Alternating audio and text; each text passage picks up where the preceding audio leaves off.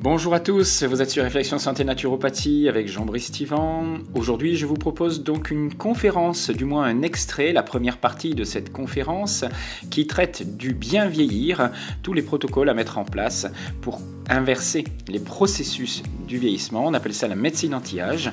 Bien sûr, il ne s'agit là que d'un extrait de conférence. Si ce sujet vous intéresse et que vous voulez aller beaucoup plus loin, j'ai créé donc une formation de 7h30 qui vous montre comment mettre en place les protocoles de la médecine anti-âge dite naturelle pour inverser des processus qui conduisent aux maladies dites dégénératives associées au vieillissement. Je vous souhaite une belle conférence. N'hésitez pas à mettre des commentaires, à vous abonner et à me soutenir. À très bientôt. Bonsoir, je suis Jean-Brice Stivan. Pour ceux qui ne me connaissent pas, moi je suis naturopathe, je suis praticien depuis un peu plus de 30 ans. Je fais partie de l'ancienne école Marchesso, pour ceux qui connaissent un petit peu les fondateurs de la naturopathie. J'ai créé une formation en Alsace depuis 25 ans, j'organise des séjours de jeunes, j'ai écrit des livres, je travaille avec des revues étrangères, enfin bon, je suis sur les réseaux, hein, j'ai une chaîne YouTube avec plein de vidéos, d'informations, de réflexions sur la naturopathie et l'hygiène de vie. Et je m'intéresse à beaucoup de sujets. Alors je peux vous dire qu'il y a 30 ans, on ne parlait pas beaucoup de médecine anti-âge, mais depuis une vingtaine d'années, et en particulier aux États-Unis, il y a un grand mouvement et de nouvelles connaissances qui arrivent. Et il y a deux grands mouvements en fait. Il y a un mouvement qui est très porté sur la médecine biologique fonctionnelle, avec, vous savez, toutes ces cures d'hormones qu'on peut donner, hein, donc des hormones bioidentiques, etc.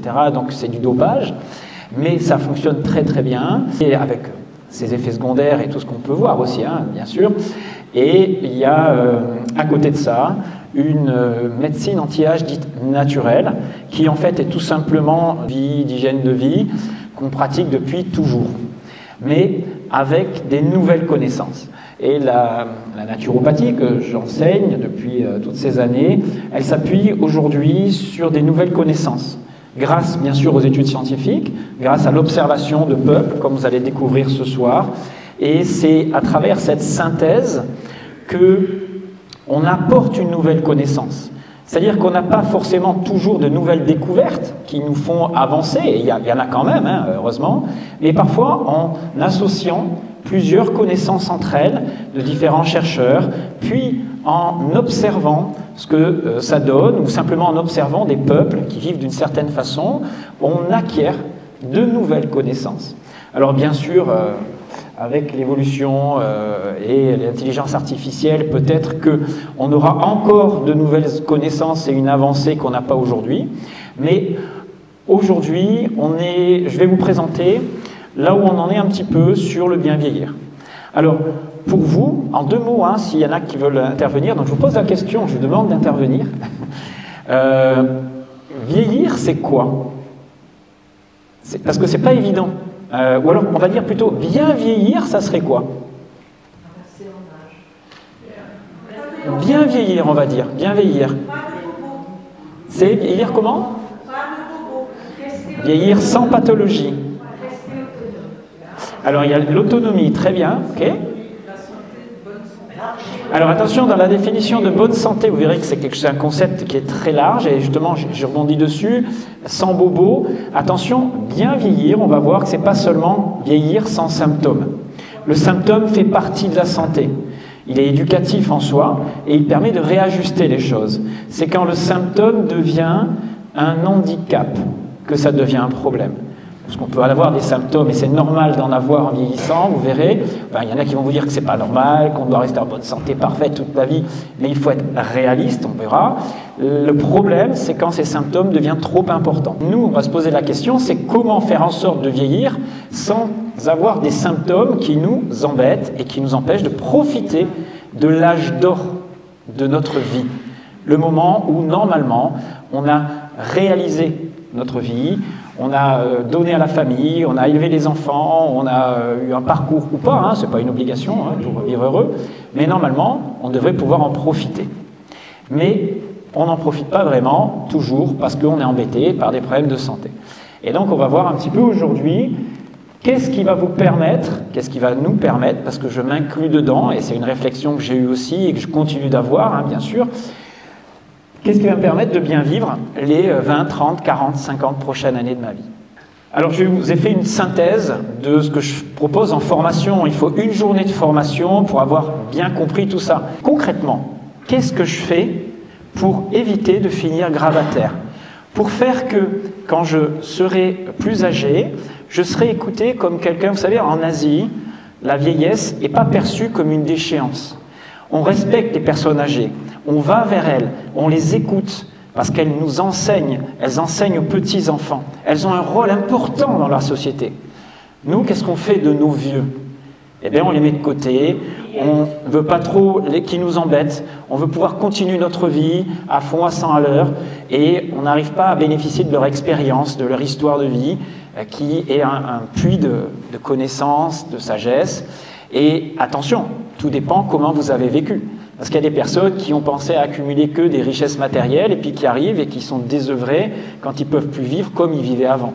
Donc, l'après-retraite se prépare aussi, pas que sur le plan physique, mais sur le plan émotionnel, sur le plan de la créativité qui doit continuer toute la vie. D'abord, bien vieillir, c'est prévenir. On parlera un petit peu d'aspect curatif de certaines pathologies qui arrivent en vieillissant, mais d'abord, c'est prévenir. Et sur 4 plans. Prévenir les maladies métaboliques, on va en parler. Vous savez, les maladies de civilisation qui explosent à la surface de la planète aujourd'hui, que ce soit le surpoids, l'obésité, les maladies cardiovasculaires, le diabète en particulier. Prévenir ce qu'on appelle le déconditionnement physique et cognitif, c'est-à-dire qu'on se désadapte progressivement, mais ça se prévient. Prévenir les déficiences sensorielles. Si vous commencez à moins entendre, moins bien voir, etc., vous vous isolez du monde et vous coupez de la société dans laquelle vous vivez et d'échanges. Et un des facteurs premiers, et je vais y revenir 2 ou 3 fois dans la conférence, qui vous permet de vivre plus longtemps en bonne santé, c'est l'échange et c'est des facteurs sociaux. Vous allez voir que ce n'est pas les facteurs alimentaires, c'est pas que, voilà, il y a beaucoup de choses qui jouent. Mais les facteurs sociaux, la vie affective, la vie relationnelle, la vie sociale est un facteur de santé très très important après 60 ans. Avant déjà. Alors un petit mot sur l'espérance de vie, vous savez qu'elle augmente. On vous dit qu'on est dans une société de plus en plus polluée, de plus en plus déshumanisée, etc. Mais en réalité, on vit de plus en plus vieux en France. Alors c'est en trompe-l'œil cette référence. En fait, on vit, c'est vrai, plus vieux chaque année. C'est impressionnant, hein, l'évolution, et le Covid n'a rien fait, n'a rien changé, les chiffres, voilà, sur l'espérance de vie, en France du moins. Et on vit, les hommes, plus de 80 ans, et les femmes, plus de 85 ans en France. On est dans les 5 ou 6e pays au monde, derrière la Corée, le Japon, l'Espagne, l'Italie, et la Suède. Donc vous voyez qu'on est quand même un pays où on vit vieux et bien. Mais attention, il faut bien comprendre que les personnes qui arrivent aujourd'hui à ces âges-là ont grandi dans les années 50, 60, 70, 80. D'accord? Et ils sont vieux aujourd'hui. Mais il faut bien comprendre qu'ils n'ont pas eu le même rythme de vie qu'ont nos jeunes aujourd'hui. Ils n'ont pas eu le même mode de vie, même alimentation, les mêmes stress, etc. Donc en se déshumanisant, notre société, elle met en place ce qu'on appelle une forme de dégénérescence de la vieillesse. Alors, je m'explique, on vit mieux, mais on vit assisté. C'est-à-dire qu'on survit grâce, et c'est une réalité, à certains progrès de la médecine qui camouflent nos petites déficiences. Et le problème, c'est qu'elle ne va pas arriver à le faire suffisamment bien dans les prochaines années. C'est-à-dire qu'il va y avoir une explosion de certaines maladies, et vous avez une évolution, une stabilisation de l'espérance de vie en bonne santé. Attention, les médias vont vous dire qu'aujourd'hui, on vit mieux, on a une espérance de vie en bonne santé plus importante qu'il y a 10 ans.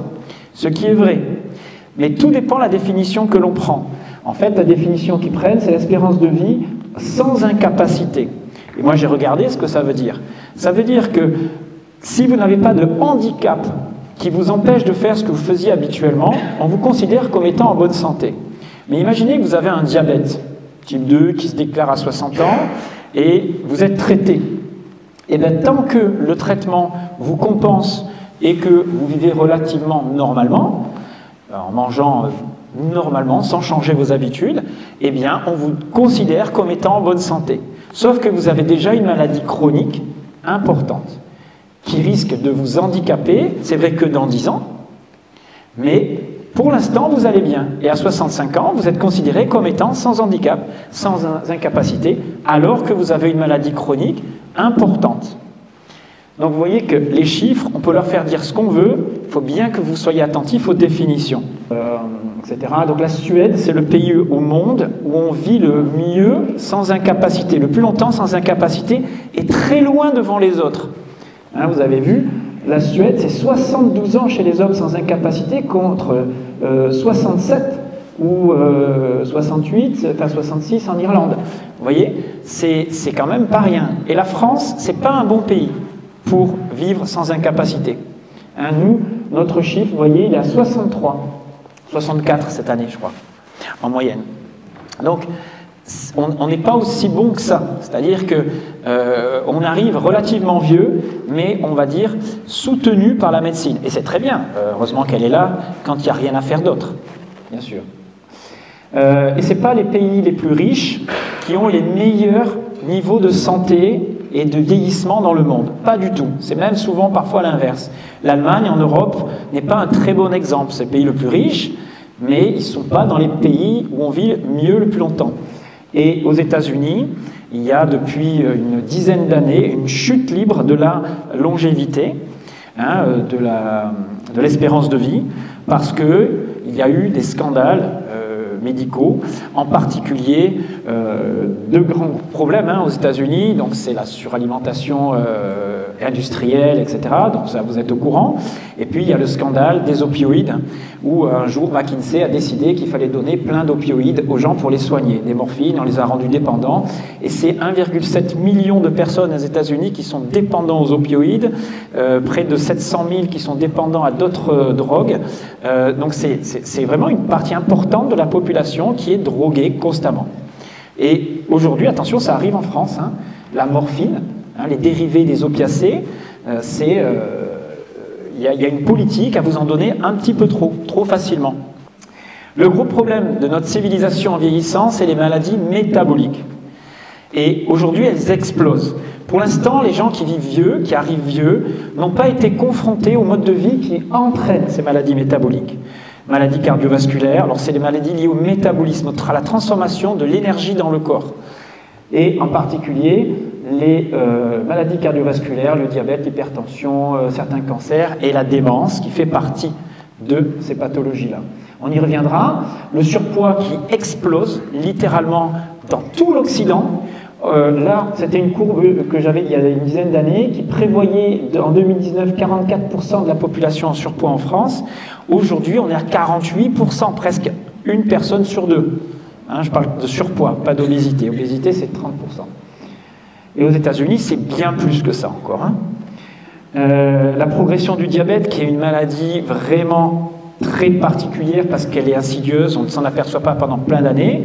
Et un jour, pof, on est diagnostiqué, et il y a souvent des complications derrière si on est mal, si on ne fait pas bien les choses. Et c'est une maladie qui s'inverse.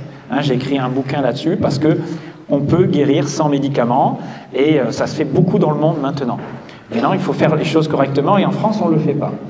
L'hypertension, hein, qui est un signe, c'est pas une maladie l'hypertension, c'est juste un signe qu'il se passe des choses dans votre organisme. Et justement, le bien vieillir, c'est d'être à l'écoute de tous ces signes, de tout. On peut faire plein d'analyses dans le corps, de tests, pour voir où vous en êtes aujourd'hui, et on va en parler, c'est mesurer votre âge biologique. La maladie d'Alzheimer, c'est une maladie qui est en explosion à la surface de la planète, que ce soit en Europe, que ce soit partout dans le monde, hein. Et parce que ça fait partie des maladies métaboliques et qu'elle a les mêmes causes, les mêmes origines, et on va en parler encore tout à l'heure. En 2035, en France, une personne sur deux après 85 ans sera Alzheimer. Ça veut dire que si vous avez un couple, il y en a un sur deux, qui va s'occuper de l'autre. Je sais, hein, c'est un chiffre qui fait peur si on ne change rien. On peut changer les choses aujourd'hui. Les pouvoirs publics commencent à prendre conscience de tout ça. Aux États-Unis, ils commencent à faire des choses, hein, avec Robert Kennedy, où il va prendre en main tous les additifs dans l'alimentation. Il y a une réforme, hein, les lobbies vont lui tomber dessus, mais il va essayer de se battre, ça va être très compliqué, les lobbies de l'industrie, etc. Mais ils ont au moins une volonté de changer les choses. Mais ils sont dans un tel état de délabrement sociétal, hein, c'est vraiment, leur civilisation est en train de dépérir. Hein. Nous, on est à la limite, on est encore préservé en France, en Italie, dans les petits pays européens, où on a encore une qualité de vie avec ce monde rural, mais attention, on est menacé, hein, le Mercosur, les lois qui sont votées au niveau européen essayent de détruire ce tissu social, ce tissu rural, et ça va entraîner une hyper-industrialisation de tout notre mode de vie, notre mode alimentaire, etc. Et je peux vous dire que si vous ne connaîtrez pas ça, vos petits-enfants vont être confrontés il y a un choix de civilisation aujourd'hui qui est en train de se faire, et je peux vous dire que ce n'est pas réjouissant. Mais je ne veux pas vous casser le moral. Pensez déjà à vous, à bien finir votre vie. Moi, c'est ce que je me dis, et je pourrais aider vos petits-enfants, et ça sera déjà pas mal. Les ennemis du bien vieillir, eh bien, ils sont dans notre mode de vie moderne. D'accord ? Bien sûr qu'aux États-Unis, tout ce qui existe est décuplé par rapport à ce que nous, on vit ici, parce qu'ils ont 20 ans d'avance, 10-15 ans aujourd'hui, on les rattrape vite, hein, vous savez. Et on peut s'inspirer de ce qui est en train de se faire là-bas. Mais on va voir qu'est-ce que c'est que vieillir déjà, et différents points qui vous permettent de comprendre comment ralentir ce processus pour faire en sorte qu'il n'entraîne pas de dégénérescence particulière trop forte. Alors, il y a plusieurs points autour du vieillissement. Il y a plusieurs, on va dire, impacts physiologiques qui traduisent du vieillissement. Le premier, et je vais vous donner des solutions aussi par rapport à ça, hein, on n'est pas là que pour définir les choses, hein. Moi je vais vous montrer comment on fait. Le stress oxydant. Le stress oxydant, l'oxydation, c'est ce qui va entraîner une sorte de... C'est comme si vous rouillez de l'intérieur. Vous savez, vous produisez, lorsque vous êtes agressé, quand votre organisme y réagit, des radicaux libres, des produits de fin de glycation, des molécules de Maillard. Ce sont des molécules qui sont libérées à l'intérieur de vos cellules, de votre mitochondrie, et qui créent, si vous en libérez trop, une accélération du vieillissement. Ça atteint l'ADN de votre génome, hein, de vos cellules, et puis ça crée, si vous voulez, des états inflammatoires, ça crée des rides, ça crée voilà, un vieillissement accéléré, dysfonctionnel de votre corps. Et vous avez plein de causes, bien sûr, de ce stress oxydant, et que vous soyez jeune ou vieux, on est tous concernés. Sauf que quand on vieillit, on a moins d'outils pour lutter contre cette oxydation. Donc, il faut adopter une hygiène de vie qui va limiter l'impact de cette oxydation. Donc, vous voyez ici, vous avez le stress, les UV, la pollution, certains aliments, les additifs, etc. Il y a plein de choses qui font qu'on accélère l'oxydation dans notre corps. Mais attention, l'oxydation, c'est aussi la vie. On est obligé de générer ça pour vivre. Hein. Quand vous avez une inflammation dans le corps, si elle est aiguë, il y a beaucoup de radicaux libres, mais c'est aussi pour guérir. L'inflammation fait partie d'un processus de guérison.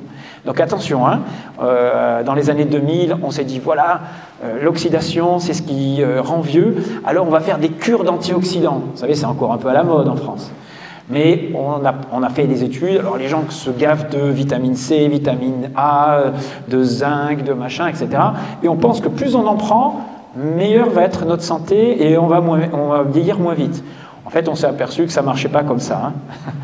Et encore moins pour se protéger du cancer ou d'autres maladies, parce qu'en fait, tout ce que votre corps met en place, ce n'est pas forcément quelque chose de négatif. Même si c'est un symptôme qui vous dérange, eh bien, votre cerveau le met en place, ce n'est pas pour rien. Et donc, si à un moment donné, il a décidé de mettre en place une inflammation, bien sûr, il faudra peut-être compenser parce qu'elle risque de vous carencer. Votre corps essaie de contenir cette inflammation, pas de lutter contre, parce que c'est lui qui l'a créée. Mais elle pompe des minéraux, des vitamines, etc. Donc, bien sûr qu'il va falloir en apporter plus à ce moment-là. Mais on ne lutte pas contre un symptôme que vous avez créé. On lutte uniquement contre ses causes. Sinon, ça n'a aucun sens. Un des signes du vieillissement, c'est ces plaques de peroxydation lipidique. Vous savez, hein, ce qu'on appelle les taches de cimetière, qui augmentent à mesure qu'on vieillit. En fait, ce sont juste, on en a tous, ce sont juste des oxydations, le signe de cette fameuse oxydation au niveau de la peau. Et ces oxydations, vous les avez dans tout le corps. Si on regarde vos os, vos cartilages, pardon. Aujourd'hui, par rapport à vos cartilages quand vous avez 20 ans, eh bien à 20 ans, ils étaient blancs. Aujourd'hui, ils sont bruns. Et on a ce brunissement qui fait partie de signes de vieillissement dans le corps. Et il est partout. Et il est associé à des oxydations, des glycations, je vais vous en parler. Les plus grands facteurs d'oxydation dans le corps, ce sont les AGPI, ce sont les acides gras polyinsaturés. Vous savez ce qu'on vous dit de bien manger tout le temps? Les margarines, l'huile de colza, l'huile de tournesol, vous savez, les huiles végétales. Eh bien, elles sont pleines d'acides gras polyinsaturés. Je vais vous montrer tout à l'heure les dégâts qu'elles peuvent faire si vous en consommez trop. Le deuxième gros facteur de cette oxydation, c'est la glycation. C'est un autre élément, hein. Ce n'est pas l'huile là qui va s'oxyder, c'est le sucre. Et parmi les sucres, le plus dangereux, le plus problématique, c'est le fructose. Alors, le fructose industriel, c'est celui qu'on met partout dans l'alimentation aux États-Unis, hein, dans les sodas, dans les sauces, dans les plats industriels, il y en a partout aux États-Unis. Ce fructose issu du maïs, qui se transforme très facilement en caramel, si vous voulez, dans votre corps, il caramélise, et il entraîne des surcharges de graisse dans votre foie. Et c'est ce qui crée la stéatose hépatique. Vous savez qu'il y a une épidémie de foie gras aux États-Unis. Elle arrive en Espagne aujourd'hui, elle est très importante aussi en Grèce, parce qu'en plus des acides gras polyinsaturés, etc., eux, ils se sont occidentalisés et ils ont mangé beaucoup de sucre. Et ça arrive bien sûr chez nous, hein, il commence à y avoir une recrudescence de stéatose hépatique, puisqu'on consomme trop de sucre. Glucose y participe, mais le fructose, c'est encore pire. Alors attention, quand vous mangez des fruits, vous mangez du fructose, c'est pas un drame, hein, il y a des fibres, vous en enlevez une partie. Mais si vous consommez trop de miel, par exemple, c'est du fructose associé à du glucose, et c'est pas forcément un bon sucre, il ne faut pas en abuser. Bien sûr, quand vous caramélisez, quand vous faites tous vos plats industriels, vous créez du brunissement, et ce brunissement accélère le vieillissement. Ça se joue dans la mitochondrie, hein, c'est des mécanismes qui vont entraîner l'attaque de l'ADN et ça crée tous ces résultats dans le corps. C'est tout un processus qui accélère le vieillissement. Hein. Donc, en termes de prévention déjà, le premier plan, c'est on va surveiller la glycémie, votre taux de glucose dans le corps, qui est un des facteurs les plus importants. Parce que plus vous avez de sucre dans votre sang, si vous êtes prédiabétique, eh bien, vous caramélisez. En fait, vous avez une association de ce glucose avec vos protéines, hein, vos globules rouges, etc. Et ça fait ce qu'on appelle de la glycation. Et on mesure l'hémoglobine glyquée quand on est diabétique. Donc on mesure cette glycation. Et plus elle est importante, plus vous aurez des signes de vieillissement. Et bien sûr, on peut compenser un petit peu par une alimentation qui ne va pas générer de glycation, ça c'est la base. Et on peut compenser aussi par des antioxydants ou une alimentation qui va en apporter. Je ne suis pas bien sûr contre, hein. Mais c'est surtout l'exposition qu'on va limiter. Que ce soit une exposition aux UV, quand vous exposez trop de soleil en été, je ne parle pas en hiver, hein, vous pouvez y aller, hein, mais en été, trop d'exposition, c'est aussi un facteur inflammatoire, d'oxydation, etc. Trop de pollution et même trop de sport. Un sport trop intensif peut apporter des choses intéressantes, mais vous apporte aussi beaucoup d'oxydation. Mais on est loin de faire trop de sport. Hein. Voilà. La chimie, la pollution, les acides gras, les huiles, etc., tout ça contribue à ça. Vieillir, c'est aussi observer une chute hormonale. Elle est naturelle, elle est normale. On ne peut pas avoir des taux de testostérone à 60 ans identiques à ceux qu'on avait à 20 ans. Hein. Alors il y en a qui conservent des taux hormonaux relativement corrects. Mais si vous regardez, c'est en particulier des hormones comme l'hormone de croissance, la testostérone, la DHEA, la mélatonine, on verra, qui sont des hormones qui de toute façon diminuent avec l'âge. Mais on peut jouer sur ces baisses hormonales. Alors on va vous dire, oui, je suis à la ménopause, mes œstrogènes chutent, ok, mais c'est l'équilibre hormonal d'après-ménopause qui doit être maintenu. Et maintenir des taux de testostérone après la ménopause un petit peu plus élevés, ça suffit à faire une grande différence. D'œstrogène, pareil, etc. Et pour ça, il y a un mode de vie qui facilite ça. Vous regardez, en fait, ici, bon, c'est que pour les hommes, hein, il y a, donc la prégnénolone, c'est une hormone mère, si vous voulez, de la vitamine D, parce que la vitamine D, en fait, c'est une préhormone, hein. de la DHEA, de l'œstrogène, de la progestérone. Donc c'est une hormone très importante chez les femmes, mais aussi chez les hommes, puisqu'elle génère aussi la testostérone. C'est un ensemble de succession d'activités. Et vous avez la mélatonine. C'est une hormone, vous savez, qui induit le sommeil un petit peu, qui est en relation avec le sommeil, même si elle n'est pas directement inductrice, maintenant c'est un peu plus compliqué. Mais c'est une hormone très importante parce qu'elle est aussi antioxydante. Elle est utilisée comme antioxydant puissant. Aux États-Unis, ils en prennent jusqu'à 50 mg par jour, alors que vous, on vous dit d'en consommer 2 mg, 3 mg avant de vous endormir. D'accord ? Donc, aux États-Unis, elle est même utilisée dans les traitements anti-cancer, dans le soutien des personnes qui ont des cancers, et ça commence à venir un petit peu ici. Mais attention, vous en sécrétez naturellement quand vous êtes jeune, et puis en vieillissant, vous voyez, on en sécrète beaucoup moins. Mais ça ne veut pas dire que même si on en sécrète moins, on va mal dormir. C'est pas vrai, il y a des personnes qui à 60 ans dorment très bien, donc s'endorment bien. Donc il n'y a pas que le facteur hormonal. Il ne faut pas se dire, voilà, j'ai mes hormones qui baissent, je vais forcément aller mal. Ce n'est pas du tout vrai. Alors, vous voyez toute l'influence des personnes qui sont préservées, qui sont centenaires. Quand on observe leurs taux hormonaux, on s'aperçoit qu'ils ont des taux thyroïdiens, par exemple, supérieurs à la moyenne. On s'aperçoit qu'ils ont des taux d'hormones de croissance supérieurs à la moyenne. Alors l'ocytocine, l'activité de l'ocytocine, c'est l'hormone qui est stimulée lorsqu'on vous caresse, lorsqu'on vous embrasse, lorsque vous faites l'amour.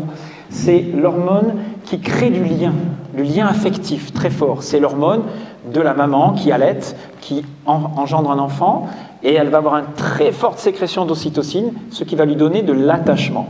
Et c'est très important pour bien vieillir de garder cette stimulation-là.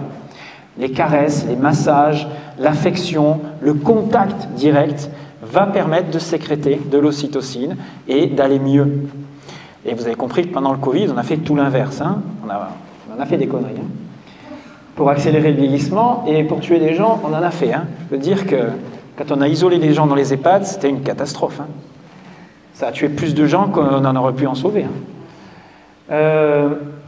Les taux de cortisol par l'activité physique, les taux d'œstrogène, les personnes qui sont âgées, qui vieillissent bien, centenaires, elles ont tous ces taux-là qui sont au-dessus de la norme. C'est étonnant. Est-ce que c'est lié à leur génétique ?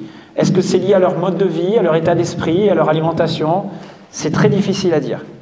Parce qu'il y a une part de tout ça, en fait, hein, qui joue. On verra ce qui joue le plus. En tout cas, on va essayer de voir quel est le mode de vie, mais non, les paramètres sur lesquels on peut vraiment jouer au quotidien pour améliorer, on va dire, sa qualité de vie en vieillissant. Voilà pour cette première partie de conférence qui présente un petit peu le bien vieillir. Si vous voulez aller bien sûr beaucoup plus loin et comprendre tous ces mécanismes en les approfondissant et puis surtout bien connaître les protocoles qui permettent d'inverser les maladies liées à l'avancée dans l'âge, donc ce qu'on appelle la médecine anti-âge naturelle, et inverser Alzheimer, la sarcopénie.